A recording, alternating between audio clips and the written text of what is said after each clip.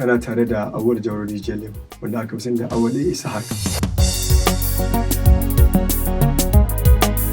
A fina-finai da na yi a masana'antar Kannywood gaskiya suna da yawa. Don wa'ansu fina-finan ba zan ma iya tuna su ba, amma aƙalla ba kasara ba na yi fina-finai da suka kai aƙalla kusan guda 19 ko 20. Wanda a guda 19 ko 20 na iya riƙe guda 15 sunayen fina-finan.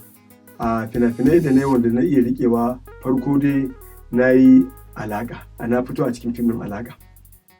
Ƙwarai kuwa. Sannan na biyu na fito a Sarkin Ɓarayi, fim ɗin Sarkin Ɓarayi. Sannan na uku na fito a cikin fim ɗin Kwana 90. Sannan na huɗu na fito a fim ɗin Tsayin Daka. Sannan na biyar na fito a fim ɗin A Duniya wanda shi ne ainihin gwarzon fim ɗina a yanzu haka. Sannan na shida na fito a fim ɗin Nadia wanda shi a Police ma na fito shi. Sannan na shida na fito a fim ɗin Iyalina wanda na fito a Direban Mandawari. Sannan na bakwai na fito a fim ɗin Ɗan Alhaji wanda shi ma ya fito yanzu ana abin nasu shi duk ma season ne. Sannan na takwas na fito a fim ɗin Abakulu wanda shi ma yanzu ana kan yin shi ne wanda ya haɗa manya-manyan jarumai shi fim ɗin Abakulu. Sannan na tara na fito a fim ɗin Tsangayar Asali wanda shi ma fim ɗin Tsangayar Asali ya riga ya shiga da na ga ana haska shi ma a Arewa 24. Sannan na 10 na fito a fim ɗin Balaraba wani fim ne wanda shi ma ya duniya ma yanzu ya ma fita duniya ana can a waje ana ta haska shi kafin a dawo. Sannan akwai fim ɗin kuma Hikaya wanda na yi a Kaduna na wani producer da ake ce mar Awwal. Sannan na 12 na yi Gidan Haya na ne wanda shi ma har yanzu fim ɗin bai fito ba tukunna amma dai na nan gab da gab. Sannan sai na 13 na yi fim ɗin Samanja na Sultan, na fito a fim ɗin Samanja na wanda shi ainihin Sultan ne mai wannan fim ɗin. Sannan na 14 na fito a wani fim Nabil shi ma yana nan gab da zai fito. Sannan na 15 na fito a fim ɗin Taskar Rayuwa shi ma a Taskar Rayuwa wanda ya kasance mai Abakulu shi ne mai Taskar Rayuwa.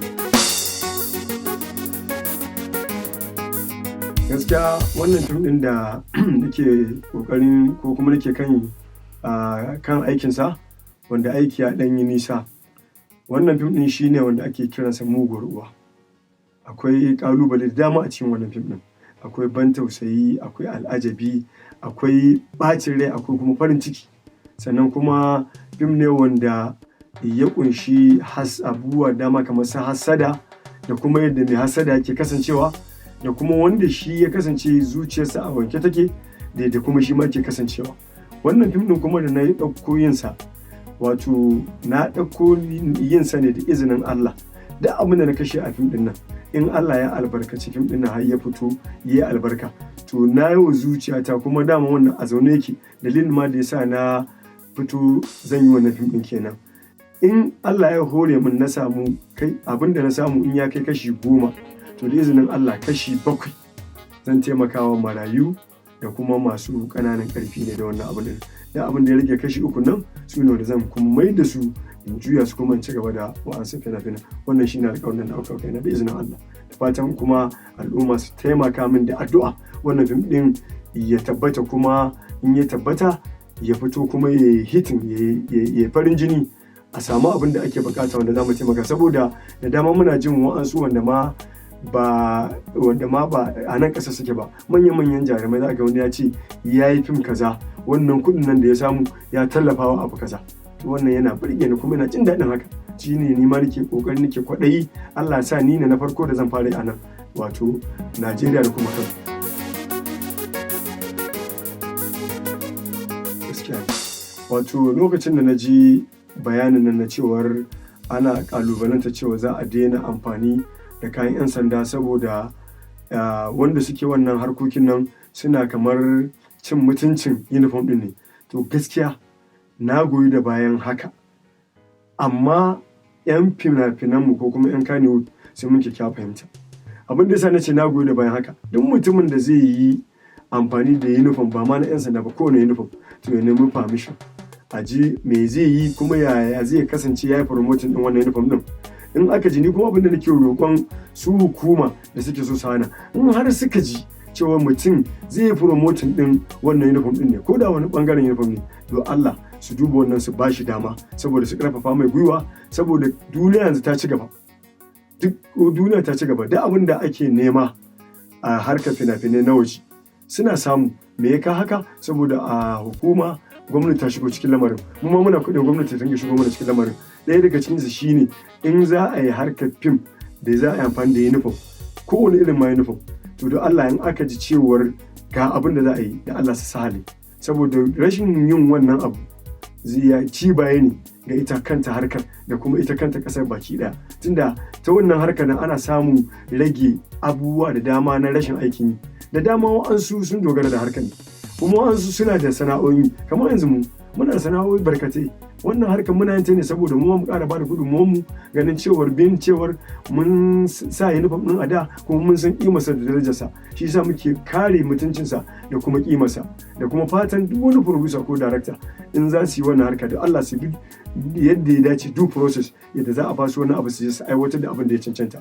Dan ina ganin dalilin da yasa aka hana wannan, watakila sun fara ganin wani yar baraka ce a al'amarin, wanda kuma aka bari ba zai haifi da ɗa mai ido ba. Shine wannan abu.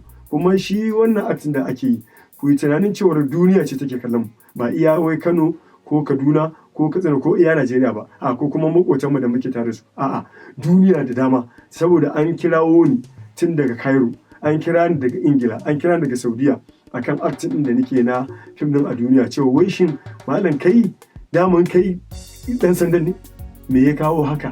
Saboda ganin cewar an kare mutuncin wannan uniform. Kuma na tabbatar shi wanda ya hana wannan yake so hana wannan sa uniform din nan, inda zai ga role ɗina, in dai a ce role din ne zai sa ya bari a yi shooting din fim da uniform, wallahi zai bari. Ni na tabbatar. To wataƙila akwai an su ɗan kurakurai da suka gano, da kuma da izinin Allah a shirye muke da mu gyara. Kuma alhamdulillahi jin wannan ma yawanci producer da daraktoci suna kiran mu su ce mana to za mu yi a harkar uniform, na Allah ya dace mi abin da muka sani ya cancanta da ka'ida, sai mu ce ku yi kaza zai zama zai bada fa'ida, kuma za a samu abin da ake so. Saboda shi fim in ana yin sa, ni in ina yin fim kawai ɗaukar sa nake reality, kawai ni da gaske nake kawai gani nake gaskiya ce wannan. Duk ranar da na sa wannan uniform din nan, ni fa jina nake din assistant commissioner din da gaske, saboda shi yasa nake maintaining role din. Saboda wannan maintaining role din da zan yi, shi zai ƙara ƙarfafawa duk wani ɗan kallo gwiwa, don ya san cewa lalle wannan uniform ne mai alfarma kuma mai daɗi. Gaskiya na farko zan ɗauko tambayar ka ta biyu in bada kafin in je ta farko, game da issue na tarbiyyar yara. Wani zai ga yana kallon fim da iyalansa, sai ya ga ana zara wuka ko ana abubuwa na 'yan daba da sauransu. To amma abin da nake so da su ainihin producershinmu ko kuma daraktocinmu ya kasance su ba da fifiko akan cewa in aka nuno ɗan daba ya yi abu, to a nuno hukuma kuma ta mai hukunci mai tsanani, wanda shi yaron da yake kallo a gida ko da ba shi da wayo zai ce kai ashe wane da yake kaza din nan ga hukuncin da ya hau kansa, lalle wannan hukunci ne mai tsanani. To ina ganin cewar ba a ba da wani hukunci da laifin da ɗan daba ya yi, kawai watakila wa'an sun wuce wajen, ko kuma suna jira sai an je a ƙarshe sai su nuna cewar abu kaza da ɗan daba ya yi kaza ga sakamakonsa. To ni abin da nake ba su shawara, duk lokacin da aka ce ɗan daba ya yi abu har ya shiga komar ɗan sanda ko jami'an tsaro, to su hukunta shi hukuncin da in yaro ma ƙarami ya ga hukuncin da aka mar zai ce kai ashe in aka yi kaza da abuwa da kaza ya kaza, ashe ga abin da ya same shi, to sai a sa mai tsoro sai ya ƙin wannan abu. Wannan shine ne nake ganin shawara nake so in bada ga ainihin masana'antar Kannywood.